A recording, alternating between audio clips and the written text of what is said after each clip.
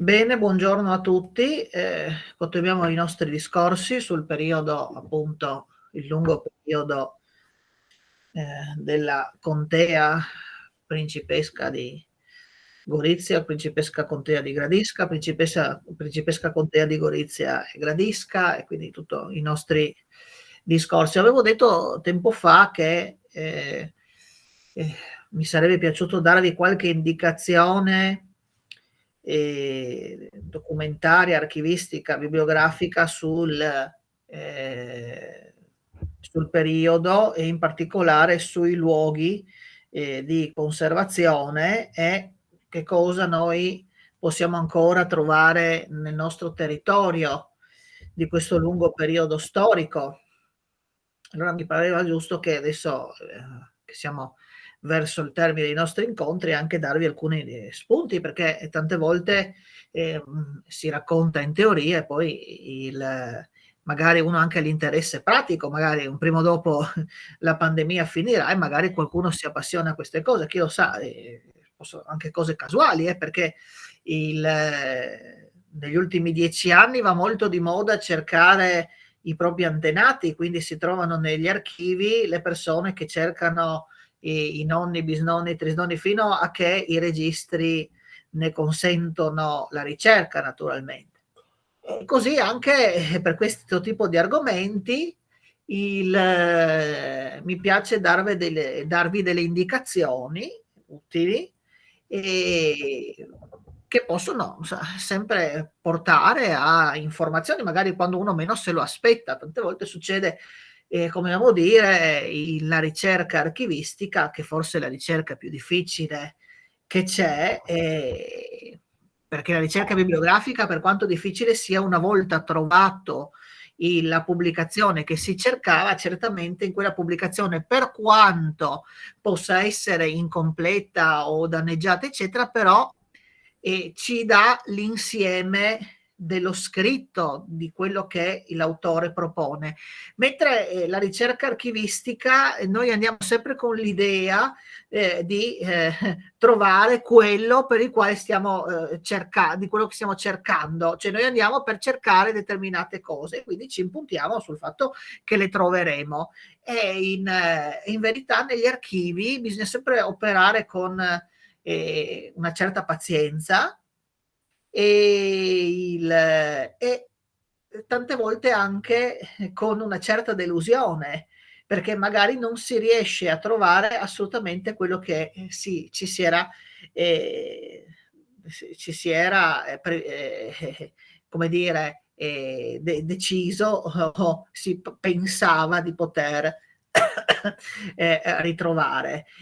Infatti anche tante volte, anche stamattina, ho ricevuto una telefonata di una persona di un archivio di cui vi parlerò anche oggi, appunto dell'archivio di Aquileia, della parrocchia di Aquileia, che mi diceva tutta una serie di cose che lui stava cercando e io gli ho dato delle indicazioni, però per certe cose eh, c'erano proprio dei fascicoli riguardanti, e non è detto che poi all'interno del fascicolo si trovi quello che si sta cercando, e poi non c'erano proprio tutta una serie di argomenti invece, diciamo di serie, in maniera archivistica, che lui aveva necessità di trovare.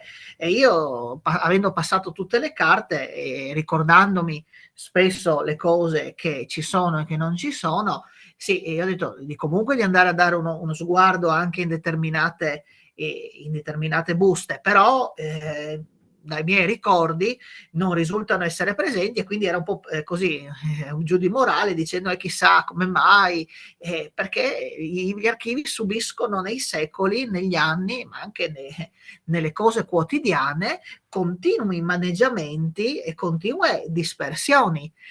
Tante volte, vi ho detto negli anni, che l'archivio del Conte non c'è, l'archivio della principesca contea, pensiamola organizzata in tutti i suoi dettagli e magistrature, non c'è così come noi potremmo immaginarlo. Dobbiamo fare una fatica ulteriore, e cioè andare a cercare, ragionando sui fondi, che cosa posso trovare in quel fondo, ma soprattutto le connessioni che quel determinato istituto aveva con altri istituti.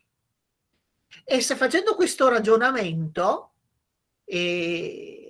certamente potrei avere dei risultati migliori.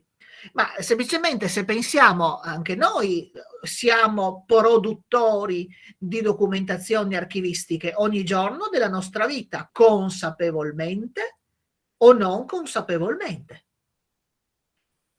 Voi direte, siccome? Sì, anche semplicemente raccogliendo la lista della spesa giornaliera scritta magari dalla nonna e lasciata in un cassetto, in fondo quella lista della spesa giornaliera è una serie archivistica nella vita della nonna. Così noi abbiamo le bollette in una scatola di scarpe, e le bollette della luce e del gas sotto un mobile che tengono su il pianoforte, ma volenti o nolenti, consapevoli o inconsapevoli, siamo produttori di documentazione archivistica, e noi stessi con la nostra vita siamo produttori di archivi. Potete immaginarlo nel grande, ci sono teorici che dicono no, c'è l'assoluta, adesso dirò una parola molto difficile, ma in archivistica dottrinale molto nota, e cioè preterintenzionalità dell'archivio. E cioè ci sono autori archivistici che dicono che non c'è mai preterintenzionalità, e ci sono autori che dicono c'è sempre, consapevolmente o meno, preterintenzionalità. E cioè vuol dire che l'ente che sta iniziando a lavorare, chiamiamolo ente, quindi istituto, persona fisica, persona giuridica, associazione, eccetera, qualcuno dice non ha a priori un sistema di tenuta delle documentazioni. Altri dicono non è vero, anche se non lo sa, comunque per, diciamo, esperienza, per analogia, tiene le carte in una determinata maniera. Altri dicono l'ente addirittura nel momento in cui decide di formarsi produce chiamiamolo, una classificazione, un titolario, e immette le carte all'interno della struttura che ha dato. E quindi c'è questa, diciamo, discrasia tra le due teorie, e a me piace pensare comunque che noi persone fisiche, volontariamente o involontariamente, siamo produttori di carte, e anche se non siamo consapevoli, siamo produttori di archivio. Cosa che vedete anche nelle vostre case, e questo secondo me è significativo. Infatti, se pensate agli archivi gentilizi delle famiglie che riguardano anche questo periodo storico, sono degli archivi che non hanno una struttura predefinita. Quindi non è che il produttore delle carte dice metto questo diploma all'interno della serie 4 che è riguardante i diplomi e i privilegi maggiori dati dal patriarca. No, lui ha determinate documentazioni e le tiene perché? Perché quelle documentazioni hanno un valore, ed è un valore giuridico che hanno. E noi a casa che carte teniamo? Le carte che hanno un valore giuridico, appunto, per dimostrare determinate situazioni, che sia la multa, che sia la bolletta, che sia il diploma di laurea, che servono per che cosa? Per l'esplicazione della nostra stessa attività. Quindi il ragioniere avrà il diploma di ragioniere e avrà le buste paga che gli vengono date ogni mese e avrà i pagamenti e avrà un cassetto dove tiene magari le lettere che scriveva alla sua fidanzata prima di diventare sua moglie. E questo già è l'esplicitarsi di un'esistenza, anche senza bisogno che ci sia di un titolario o di una classificazione. Le famiglie gentilizie, appunto vi dicevo, i documenti che noi troviamo di questo periodo, lunghissimo periodo storico, ad esempio mi viene in mente l'archivio Coronini, che è depositato all'Archivio di Stato. Ebbene, l'archivio Coronini è un corpus di fondi archivistici, un unicum se vogliamo, perché è un archivio che contiene altri archivi. Mi viene da pensare all'Archivio Apostolico Vaticano, una volta segreto, che è un insieme di archivi, oltre ai documenti prodotti dalla sede apostolica propri, ci sono tutta una serie di fondi che fanno parte dell'attività della sede apostolica. Quindi, ad esempio, le nunziature, i rapporti con gli stati, i rapporti familiari, le famiglie nobiliari che lasciavano le loro carte alla sede apostolica, eccetera. Così l'archivio Coronini contiene che cosa? Le documentazioni amministrative della famiglia. Poi al suo interno troviamo scritti di vari membri della sua famiglia. Ma la cosa che notiamo è che all'interno di quel fondo ci sono altri fondi che erano stati acquisiti, ad esempio, dall'ultimo conte Guglielmo Coronini, da famiglie che si stavano estinguendo oppure che erano per motivi ereditari imparentate con i Coronini e quindi assorbono al loro interno gli archivi di queste altre famiglie gentilizie. E poi all'interno le documentazioni sono sempre amministrative.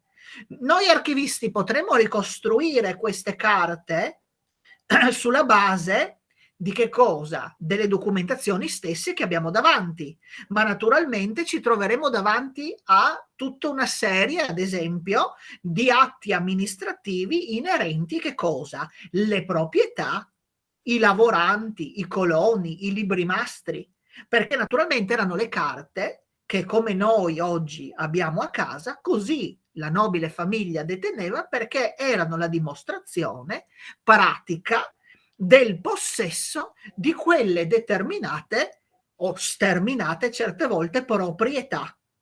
E quindi avranno una struttura, perché poi i benefici ecclesiastici o laici, eccetera, davano frutto. Questi frutti potevano essere utilizzati per che cosa? Per dare mutui, prestiti, pegni. Queste a loro volta producevano altre carte, cioè le rate che venivano restituite mensilmente dal colono, dalla determinata persona, ma anche le cause, in quanto poteva accadere che uno non restituisse i denari che aveva ricevuto e quindi si aprivano procedimenti. Quindi tutta questa sequenza documentaria forma le serie e le sottoserie di quel determinato archivio gentilizio. Così, ad esempio, un archivio di notevoli dimensioni e importanza per questo periodo storico è certamente l'archivio della famiglia Frangipane di Ioannis, dei Marchesi Conti Frangipane, che contengono anche al loro interno non solo le documentazioni appunto della famiglia e delle proprietà della famiglia, ma detengono anche archivi di altre famiglie con loro imparentati.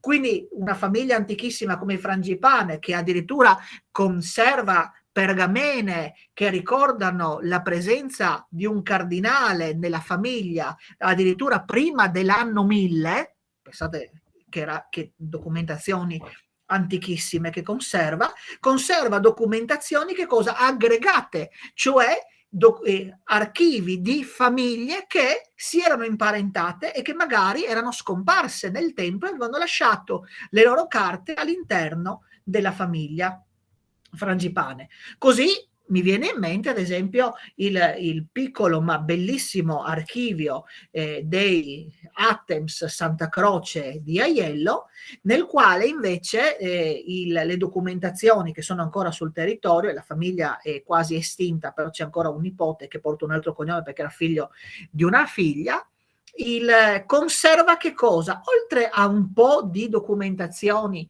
amministrative che naturalmente riguardavano che cosa? Il mantenimento della villa d'estate delle terre che riguardavano appunto questo possedimento che avevano in Aiello e che era un possedimento per il periodo estivo naturalmente. E all'interno quindi trovate documentazioni amministrative fin dal 600, ma la cosa che più colpisce è la parte 8-9centesca, nella quale si trovano che cosa? Tutta una serie di stemmi e alberi genealogici di famiglie che erano imparentate appunto con gli Attems Santa Croce, ma poi osservando attentamente queste documentazioni mi sono reso conto che non erano soltanto le famiglie che appartenevano diciamo, ai vari rami della famiglia, no, erano tutta una serie di famiglie aristocratiche del Friuli. Ebbene, poi si scoprì che una certa Ifigenia, Atem Santa Croce, nell'estate della fine dell'Ottocento, bambina ancora, aveva iniziato a passare il tempo a disegnare questi stemmi e aveva passato tutti gli estati praticamente della sua vita a disegnare stemmi e a fare alberi genealogici.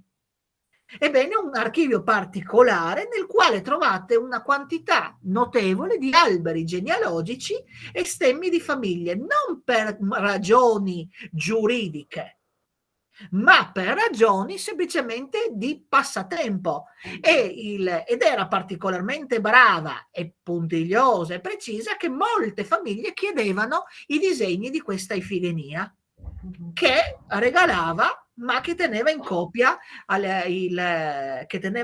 appunto nel palazzo tutta una serie di queste documentazioni particolari. Dall'altra parte, gli alberi genealogici o queste situazioni di stemmi, di disegni, le troviamo invece in altre famiglie, anche quelle che vi ho citato, ma in particolare ad esempio della Torre e Tasso di Duino e il duca, principe e duca del castello di Duino.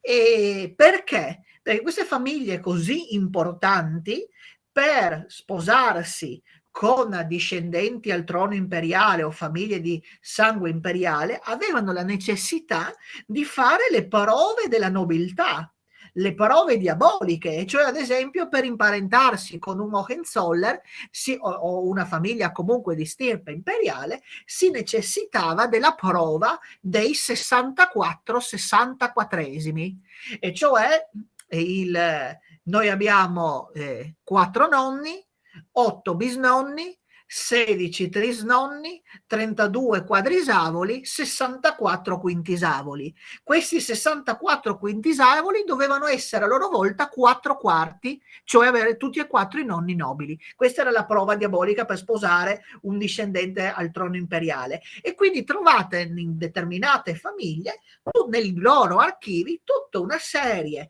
di diplomi, anche in pergamena, eccetera, per la dimostrazione, o ritratti, o grandi quadri, grandi alberi genealogici, per la dimostrazione di queste prove di nobiltà che poi naturalmente erano necessarie per quel determinato atto, che era lo sposalizio naturalmente. Vi ho parlato dell'Ordine di Malta da questo punto di vista e vi ho raccontato dei processi nobiliari che c'erano. Ebbene, a Venezia, nel Gran Priorato di Venezia, che è uno dei più antichi Gran Priorati del mondo, probabilmente il più antico, c'è il grande archivio, che adesso è depositato all'Archivio di Stato di Venezia, con oltre 800 processi nobiliari per entrare nell'Ordine di Malta come cavalieri professi. Ebbene, queste sono delle documentazioni invece proprie di quel determinato ente, perché l'Ordine di Malta aveva determinati carismi, cioè la tuitio fidei e l'obsequium pauperum, cioè la difesa della fede e il servizio ai poveri. E naturalmente aveva una struttura e ha una struttura amministrativa, gerarchica, eccetera, da ordine religioso e naturalmente da Stato, quindi c'è un gran maestro, c'è un gran consiglio, eccetera. Quindi ha tutta una serie di documentazioni proprie. Documentazioni proprie dei singoli gran priorati, ad esempio, sono i libri, i processi per l'ingresso all'interno dell'ordine. Abbiamo letto tempo addietro, trovate nelle registrazioni precedenti, vi ho letto dal diario della dieta provinciale di Gradisca una questione, una diatriba tra la dieta provinciale di Gradisca e la commenda dell'Ordine di Malta di San Niccolò di Ruda, se vi ricordate. E lì c'era tutta la questione per il fatto che questi cavalieri friulani, goriziani e gradiscani non riuscivano a entrare nell'Ordine di Malta perché l'Ordine di Malta non concedeva che si venisse immessi nella cosiddetta lingua di Boemia, e cioè questo territorio prima di andare sotto gli Eggenberg era sotto, cioè il territorio del Gradiscano, prima di andare nei 70 anni sotto il dominio degli Eggenberg era sotto il governo dell'Austria, quindi degli Asburgo, ed era la lingua di Alemagna cosiddetta per i cavalieri di Malta. Quando passarono a questi signori principi appunto boemi, a Český Krumlov avevano la residenza, si chiese di passare il territorio, il cavaliere territorio, nella lingua di Boemia. Ciò non avvenne e quindi cosa succede?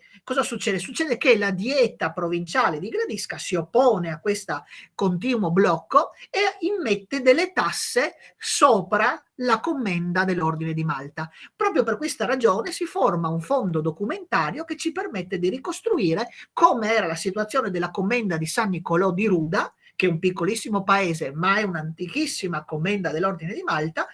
Proprio per questa ragione ci consente in quegli anni del 600 di comprendere come funzionava una commenda di piccole dimensioni facenti parte di un gran priorato prima di Alemagna e poi di Boemia.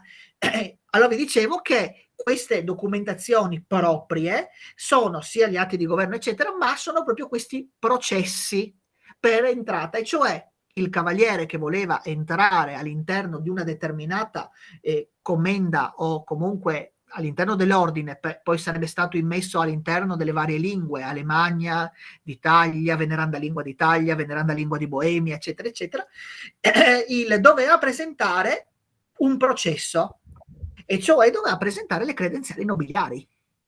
Quindi cosa faceva? Faceva anche lui una ricerca d'archivio.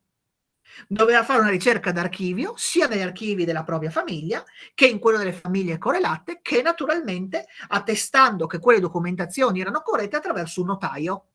E quindi voi avete dei splendidi libri, che sono in verità dei volumi, che contengono che cosa?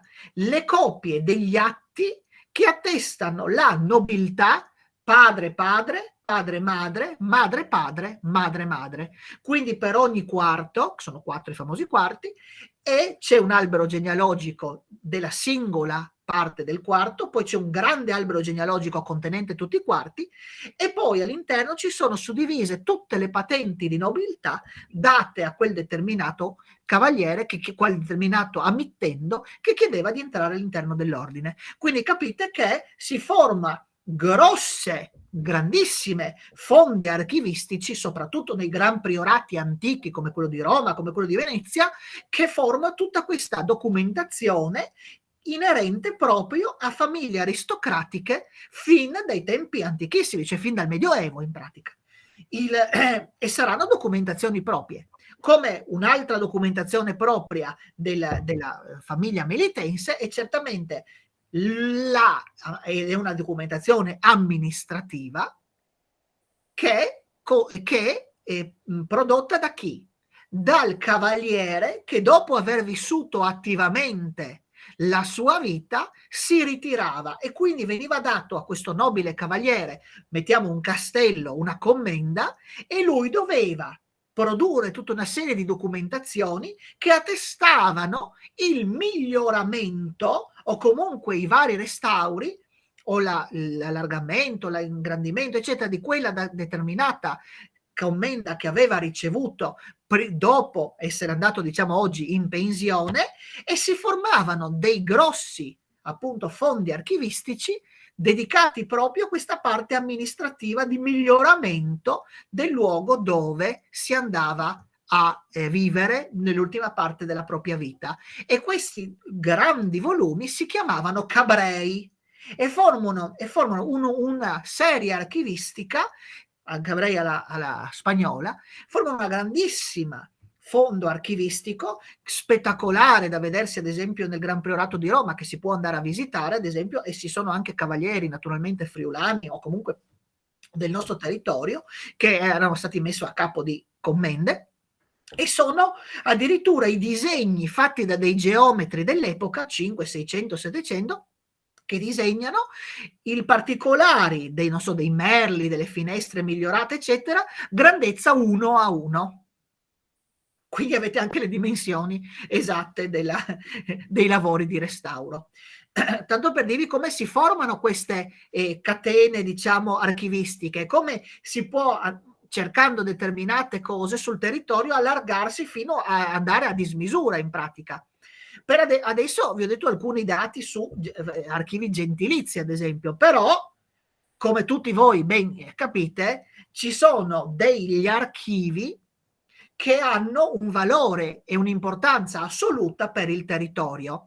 Certamente voi direte, beh, gli archivi della pubblica amministrazione, è vero, perché un archivio comunale ha un'importanza notevole, perché ha le carte che servono anche per la nostra vita, all'anagrafe, all'ufficio tecnico, a tutte queste serie di documentazioni. Certamente per il periodo, diciamo, degli ultimi 100 anni, certamente sono degli archivi fondamentali, come erano gli archivi delle province o delle ex province ormai, sia dal punto di vista, diciamo, della zona dell'Udinese, con una delle più antiche province, quella di Udine, fino alle province più recenti, quindi quelle post 1918 come Gorizia e Trieste.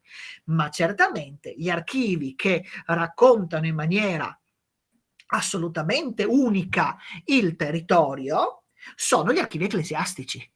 Gli archivi ecclesiastici salvatisi dalle distruzioni napoleoniche e soprattutto dalle distruzioni della Prima Guerra Mondiale. Bene, questi archivi ecclesiastici sia parrocchiali, sia di ordini religiosi, sia di diocesi, diciamo così, sia principalmente del patriarcato di Aquileia, ad esempio, raccontano una storia che è unica, in quanto da nessun'altra parte, se non negli archivi gentilizi, potremo trovare documentazioni più antiche e soprattutto documentazioni più specifiche.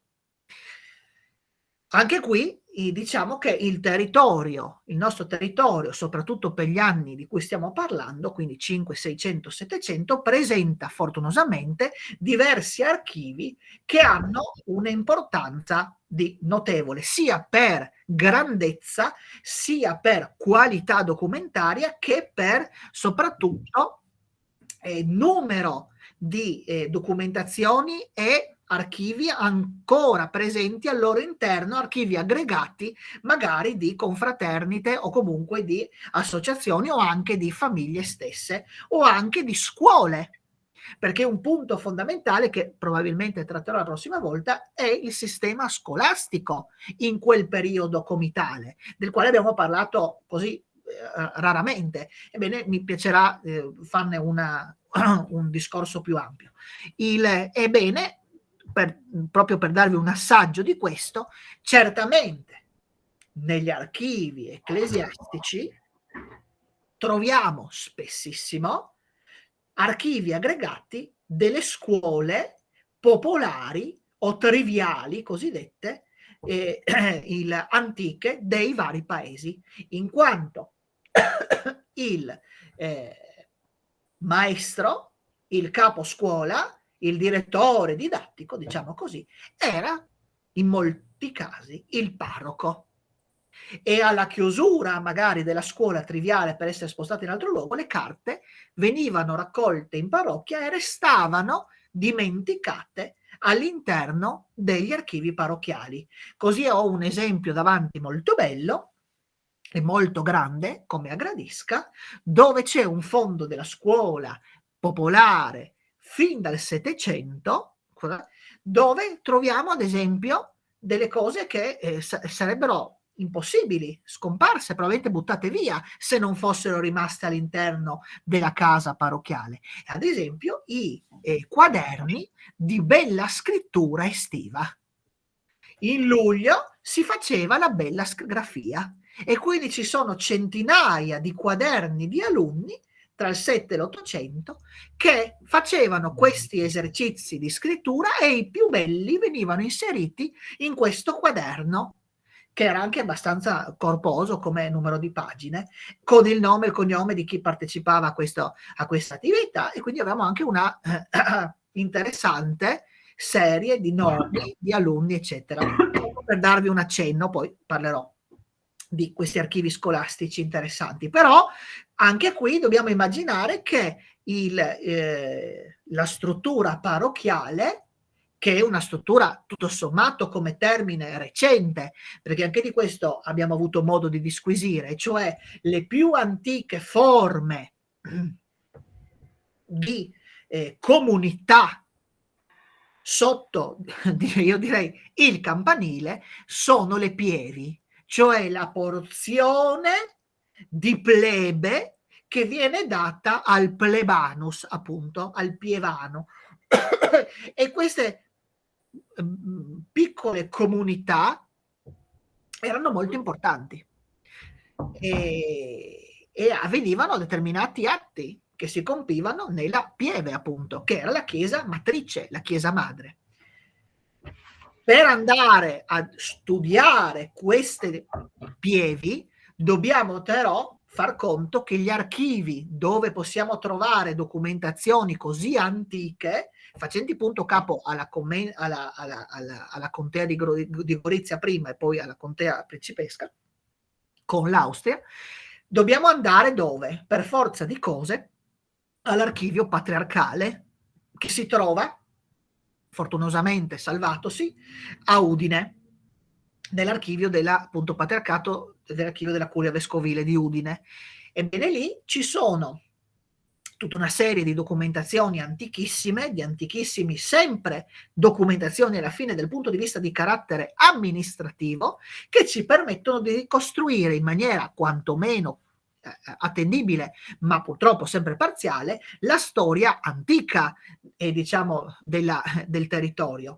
E se pensate che c'è in un elenco del 1296 le pievi che devono dare una determinata decima al patriarca e vengono nominate le chiese pievi, cioè le chiese madri, che erano ad esempio la chiesa di Farra, che oggi diremmo una piccolissima parrocchia, o la chiesa di San Vito, piccolissima parrocchia oggi. E potrei citarvene anche delle altre, Aiello, che era centralissima e importantissima, e così anche la pieve di Salcano, che era praticamente la prima chiesa, la prima madre di Gorizia, se vogliamo. E qui c'è tutto questo elenco, la chiesa piccolissima diversa, ma importantissima all'epoca. Quindi sono tutta questa serie di pievi che ci dicono che il territorio era molto diverso da quello che ritroviamo oggi. E quindi dobbiamo comunque porci delle domande quando poi andiamo a cercare e a domandarci come mai in quella chiesa così piccola c'è un grosso fondo archivistico, perché in origine era una chiesa importante e probabilmente i coloni che lavoravano la terra di quel pievano avevano continuato a lavorare per secoli, di generazione in generazione, e quindi quei fondi documentari erano cospicui, anche se poi la chiesa era diventata una piccola parrocchia o oggi una curazia, un vicariato, ma in antico era una pieve, un luogo quindi dove che cosa accadeva nella pieve? Si celebravano i sacramenti. E la pieve, il pievano, poi nominava il vicario, il curato, per le altre comunità che si formavano dopo nel tempo. E queste comunità ad un certo punto chiedevano indipendenza, chiedevano di diventare autonome. E quindi dalla questione centralistica della pieve si formano le nuove comunità e soprattutto si formano che cosa? Fondi archivistici, perché da che cosa si formano le carte? Spesso dalle controversie. A me spetta quel campo, a te spetta quell'altro. A me spetta dire la messa quel 2 di novembre, a te non spetta. E quindi si formano documentazioni, ma che no, agli occhi di oggi sono interessantissime, proprio per poter ricostruire quella determinata storia. E così sappiamo anche i vari passaggi, i vari confini che si susseguono nel 5 e nel 600, poi nel 700 con le dominazioni napoleoniche, e quindi abbiamo i vari governi. Anche la stessa carta intestata di quei archivi ecclesiastici ci parla della successione degli stati e delle istituzioni, diciamo, pubbliche, civili.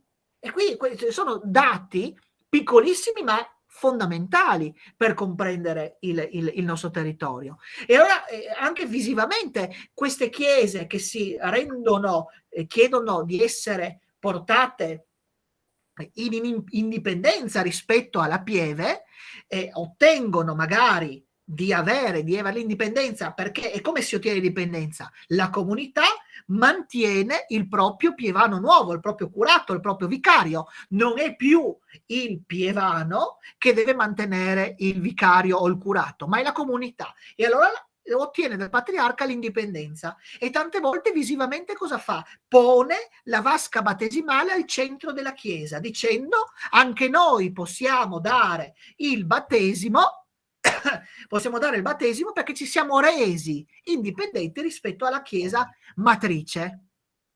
E altre volte troviamo che le chiese figlie, nate dopo la Pieve, o comunque la chiesa madre antica, è meno importante della chiesa figlia. È un fatto, e questo lo possiamo vedere ad esempio a Medea, dove cosa accade? La chiesa figlia di Sant'Antonio, detto popolarmente sul monte di Medea, ieri era Sant'Antonio Abate, che è raffigurato all'interno dell'abside della chiesa di Sant'Antonio sul monte di Medea, poi popolarmente Sant'Antonio da Padova. Ebbene, la chiesa di Medea, del monte, è molto più importante e ricca rispetto della madre che è nel paese. E questo lo vediamo da che cosa? Dalla presenza di libri mastri più antichi di quelli della chiesa madre. E cioè ci sono libri mastri del 1535, mentre della chiesa madre ci sono libri postumi. E poi cosa ci succede? Che ci sono camerari, cioè amministratori della chiesa madre diversi per la chiesa figlia, perché probabilmente le entrate erano maggiori nella chiesa figlia rispetto alla chiesa madre. E poi scopriamo che quella chiesa aveva un nome antico, una chiesa era l'esaltazione della croce, e lo scopriamo da che cosa? Da un documento antichissimo, dal Catapano del 1327, cioè il luogo, o anche detto obituario, cioè il registro che contiene i morti più importanti di quella determinata comunità, perché lasciano tutta una serie di benefici alla Chiesa e quindi vengono ricordati in questo praticamente calendario perpetuo. E scopriamo che questa chiesa si chiama dell'esaltazione della croce e ci dice che cosa? E qua torniamo a una delle prime lezioni. L'esaltazione della croce è un titolo antichissimo che probabilmente rimanda a un'epoca addirittura pre-cristiana, addirittura pagana. E questo titolo di esaltazione della croce esiste per tutto il Medioevo e appena nel 500 assume popolarmente il nome di Sant'Antonio sul monte di Medea. E questi dati li riscontriamo dentro queste documentazioni e scopriamo che naturalmente la Chiesa, che cosa? Nel Settecento, nella riforma di Giuseppe II, deve essere smantellata perché è una chiesa campestre, inutile, che non serve. Ebbene, la popolazione si ribella e la chiesa sopravvive a Giuseppe II, una delle rare chiese che si salva dalla riforma giuseppina, se pensiamo che ad Aquileia perde 4 chiese, vengono smantellate completamente e la basilica stessa rischia di finire malamente per la volontà di Giuseppe II. Invece la chiesa di Medea, questa piccola chiesa sul monte, è così importante, viene citata già anticamente, è più importante della stessa chiesa parrocchiale, che è la chiesa di Santa Maria, riesce a salvarsi da tutta una serie di avvenimenti, non ultimo appunto queste riforme di Giuseppe II del Settecento. e abbiamo i dati all'interno dell'archivio proprio per la presenza di queste documentazioni amministrative, perché non sono altro che conti: quanto entra, quanto esce, quanto legno devo comprare, il sale dove lo prendo, e sono tutti registri contabili. Sono i registri libri mastri e gli urbari, cioè l'entrata e l'uscita annuale tenuta da un cameraro, e un cameraro controlla, da un consiglio che ogni anno nel suo seno viene eletto chi controlla e chi fa il controllore. E sono documentazioni prettamente amministrative, perché all'interno degli archivi ecclesiastici troveremo, ripeto, documentazioni prettamente amministrative, perché tengo le documentazioni che servono, che mi servono per dimostrare ciò che vado ad attuare durante l'esistenza, durante il percorso dell'esistenza di quella determinata comunità, di quella determinata attività. Quindi ho le eredità. Ci sono all'interno degli archivi ecclesiastici spessissimo testamenti, tutta una serie di testamenti, anche antichi. Ci sono tutta una serie di parti amministrative riguardanti che cosa? I benefici, e cioè che cosa? Il valore di determinati, diciamo, immobili che danno reddito, i quali immobili, che possono essere naturalmente case, pezzamenti di terra, sono stati ricevuti in eredità o acquistati nei secoli per il mantenimento del sacerdote e delle attività caritatevoli della parrocchia. Ma questo cosa provoca? Che al loro interno questi benefici abbiano una struttura amministrativa tipica, che viene gestita dagli amministratori, dai camerari, i quali danno una struttura, seppure empirica, cioè con l'esperienza propria. Cioè non è che c'è un titolario e dice bisogna tenere alla serie 1 i registri canonici, alla serie 2 l'amministrazione, alla serie 3 i diari della Chiesa, eccetera. No, è una costruzione empirica, però è una costruzione chiarissima, perché poi da tutte queste dalla gestione di queste entrate si formano altre sottoserie archivistiche di quel beneficio, e cioè i contratti di mutuo, i contratti di pegno, le cause appunto civili se uno non ritorna alla cosa, eccetera. E quindi si formano sempre grosse fondi documentari che raccontano la società meglio di qualsiasi altro documento. Abbiamo, vi dicevo, ho fatto l'esempio di Medea, potevo fare un altro esempio, il grande archivio, meraviglioso archivio delle Madri Orsoline di Gorizia, che aveva tutta una serie di le Orsoline giungono proprio nel periodo che noi abbiamo di particolare interesse, cioè giungono a Gorizia nel 1672 e immediatamente aprono la scuola. Ecco, ritorniamo sempre sulla questione scolastica, come i gesuiti del resto arrivano a Gorizia nel 1615, poi ci sono le guerre gradiscane, ritornano nel 1619 e anche loro aprono la scuola e diventa la grande scuola di qualità. Su una popolazione di 5.000 abitanti avremo 400 giovani che studiano da gesuiti, un numero, e quindi cambia tutto con la scuola dei gesuiti e delle Orsoline e anche di altri istituti. La popolazione raddoppia in poco tempo, in 80 anni c'è un raddoppio della popolazione, c'è una riforma completamente della fisionomia urbanistica della città.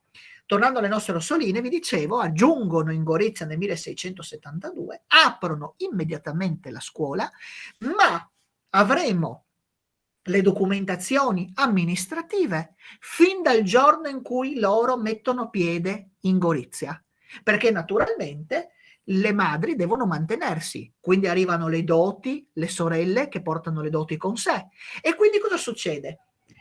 Si forma un fondo amministrativo di grandissima importanza e di grandissima quantità e varietà documentaria. Tanto è vero che è così cospicuo questo affondo archivistico che ad un certo momento ci sono troppi documenti e non si trovano più documenti invece importanti per la vita del monastero, che dimostrano la proprietà, ad esempio, su determinate terre, su determinati luoghi, Quindi i coloni lavorano, però non si ha più l'atto originario. E cosa fanno le suore? Questo già nel Settecento, chiamano un notaio a Gorizia, Gostisse si chiama questo notaio, il quale prende fisicamente tutte le carte esistenti e cosa fa?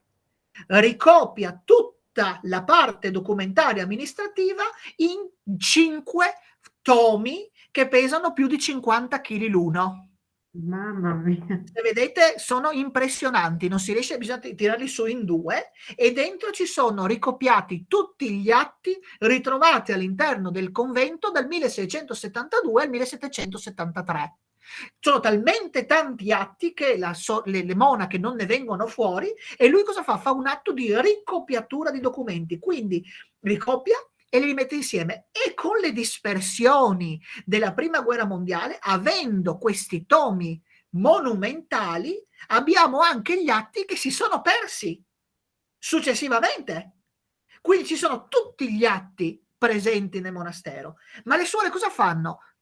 Hanno talmente tante proprietà provocate proprio dall'ingresso di tutte queste sorelle, perché anche loro hanno la scuola, hanno 500 alunne e hanno 200 monache in un certo momento, tra sorelle converse, ospitanti, eccetera. Quindi c'è una quantità di persone che portano doti, soldi mensili, eccetera, che a un certo momento nuovamente hanno la necessità di organizzare il proprio archivio.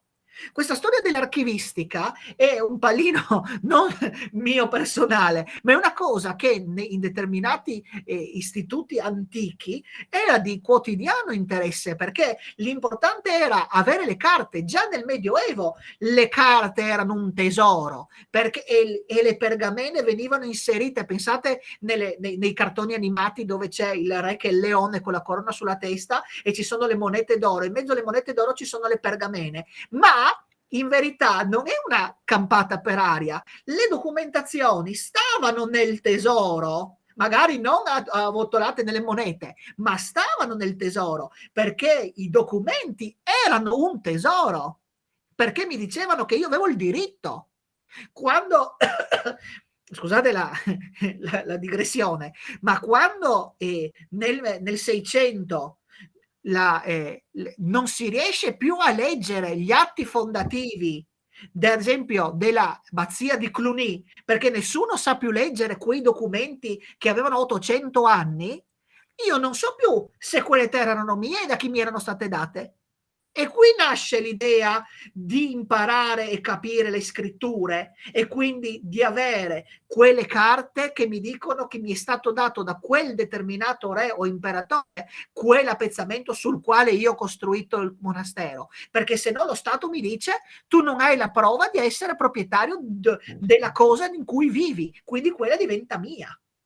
Questo è il tesoro delle carte, e così le Orsoline avevano un costante problema documentario, tanto è vero che nel 1830 nuovamente c'è una ricostruzione dell'archivio, c'è una suora, viene demandata a fare che cosa?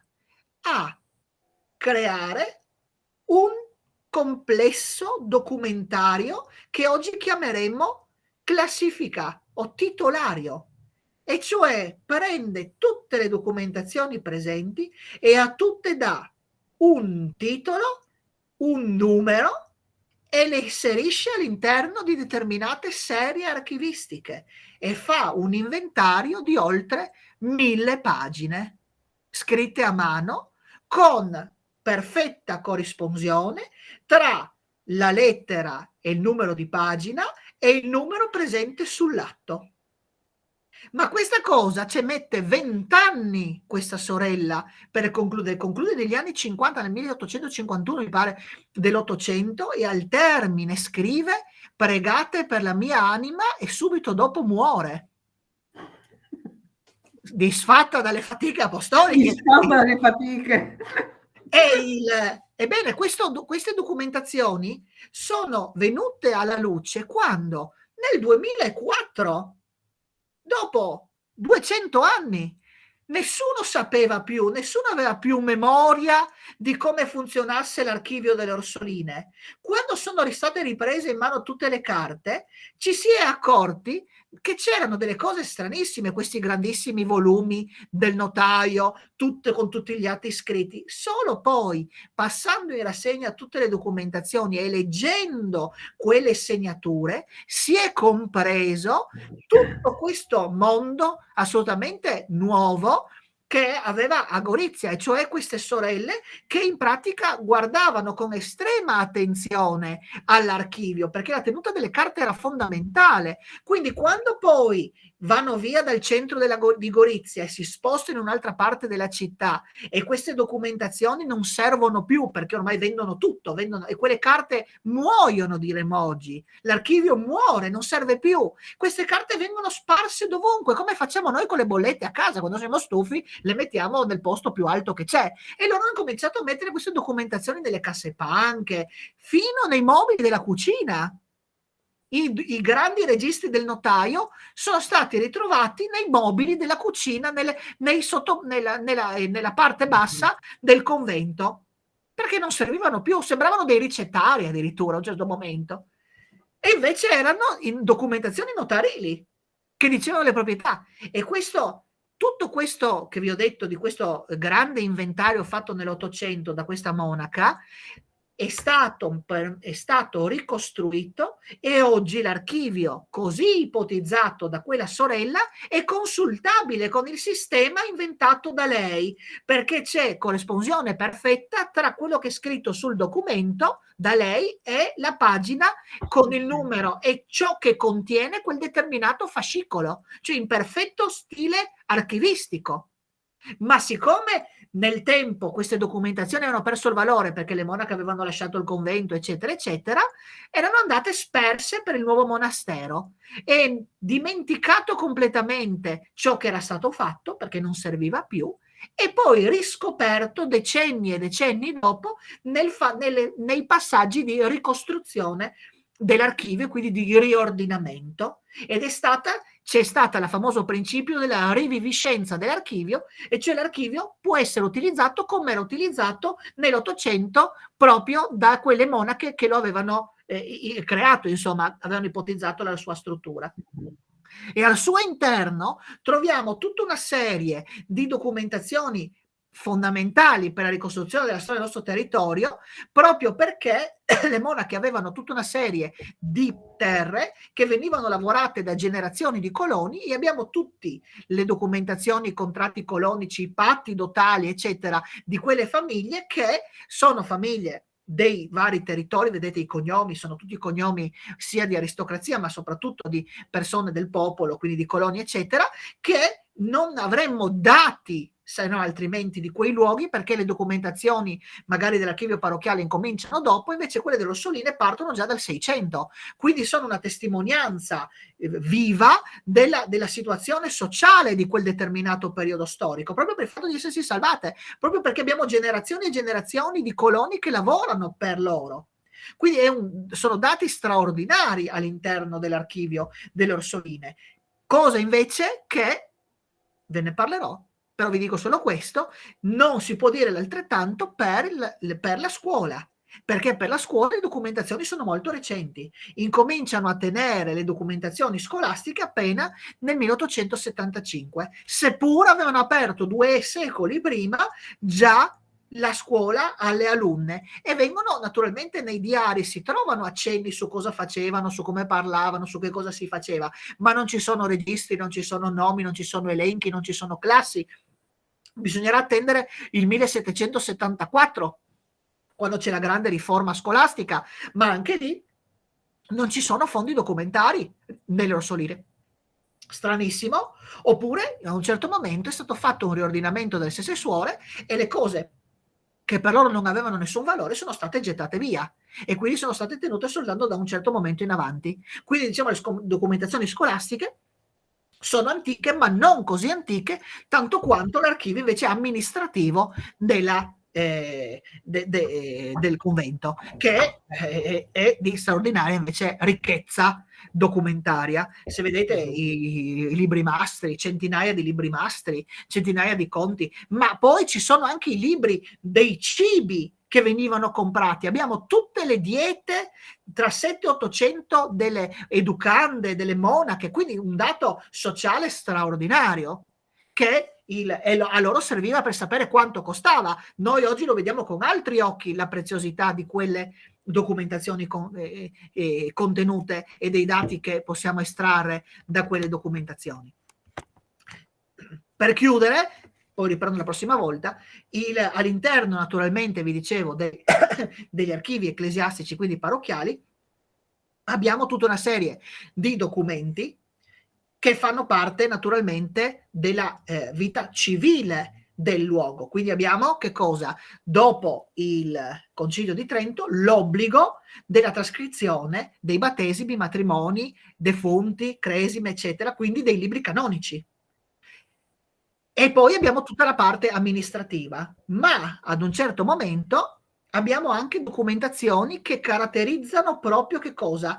Il fatto che il sacerdote, il parroco, è un ufficiale dello Stato civile. Quindi che cosa? Tiene tutte le documentazioni delle altre chiese facenti parte del decanato, perché c'è una chiesa principale che tiene tutte le carte degli altri che in copia devono dare per i controlli al decano.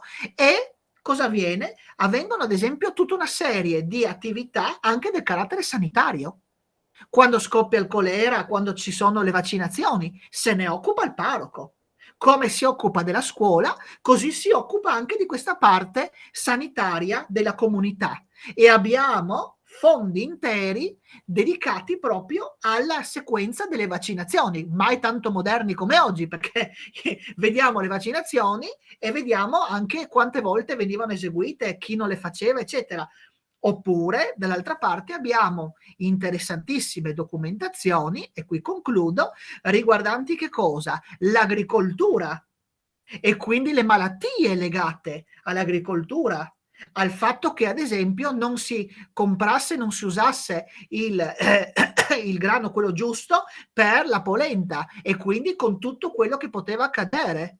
Quindi la pellagra, le malattie, eccetera, e tutta la pubblicità riguardante questo tipo di malattie legate a una insana alimentazione. Quindi abbiamo anche questo tipo di documentazione all'interno degli archivi ecclesiastici, proprio per il fatto che, e qui finisco, i sacerdoti erano responsabili e quindi erano ufficiali dello Stato civile.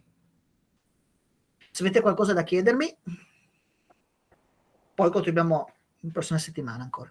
Ma sono visitabili questi archivi delle monache? Sì, adesso è depositato all'archivio della Curia Vescovile di Gorizia.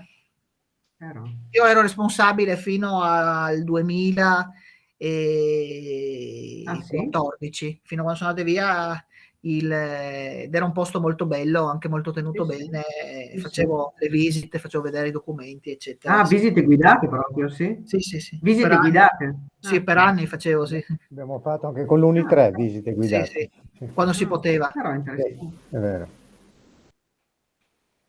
Bene, c'è qualcos'altro? Scusi, per questi archivi in generale, adesso che siamo in epoche diverse e moderne, un'opera di digitalizzazione per mantenerli nel futuro è stata avviata, non avviata? Non è stata avviata e non credo che sarà neanche avviata. No, dico per preservare anche, perché se no, fra l'altro anche documenti, sì, da carta saranno conservati. Però ma la questione della digitalizzazione è un grande problema, perché la questione è che si tende a fare, la digitalizzazione di determinate parti particolarmente delicate, se necessario, o che sono in stato sono deperite, e quindi sarebbe meglio fare il restauro prima e poi la digitalizzazione per non doverle più toccare, naturalmente, perché fare presa, diciamo, tutto un archivio, una digitalizzazione di tutto un archivio, intanto sono dei costi che insostenibili per una parrocchia, anche avendo 10-15 anni di contributi consecutivi, perché sono decine di migliaia di euro, e quindi diciamo che c'è un ragionamento, bisogna prendere in considerazione le parti, quelle proprio che sono in stato peggiore, ma se vi devo dire la verità, ad esempio le documentazioni settecentesche, la carta settecentesca è indistruttibile. Quindi ci sono, se vedete delle documentazioni, io ero sempre impressionato, tenute nei sottoscala vicino all'umido, presa acqua, eccetera, voi aprivate ed era carta bianca perfetta, mentre documentazioni novecentesche a causa dell'acido che avevano soprattutto nei primi 30 anni del Novecento rischiano quello veramente di perdersi completamente. Quindi è quasi più importante fare il Novecento rispetto al Settecento, non so come dirvi, bisogna fare queste scelte perché anche i registri canonici novecenteschi sono problematicissimi, cioè sono in uno stato di deperimento assoluto. Quindi se proprio bisognerebbe pensare a epoche più vicine, perché quelle più antiche, ecco, un periodo particolarmente problematico per gli inchiostri è il 600 ad esempio. 600 è un problema, ecco, quello meriterebbe di essere preso in considerazione a parte, ma il 700 che avevano l'equilibrio perfetto, la carta e l'inchiostro, assolutamente sono documentazioni quasi eterne, non so come dirvi, quindi se le vedete rimanete sorpresi, è una carta molto più grossa, elegante, raffinata, l'inchiostro anche perfetto, cioè non c'è una sbavatura, cioè, quindi sì, ci sono delle epoche in cui non hanno questo equilibrio, quindi sì, c'è il rischio, però ad esempio anche le pergamene stesse sono eterne. Per quanto uno possono essere danneggiate, comunque sono su un supporto talmente forte che probabilmente non sapremo più niente del 2000 con questi social, ma del Medioevo sapremo sempre, sì.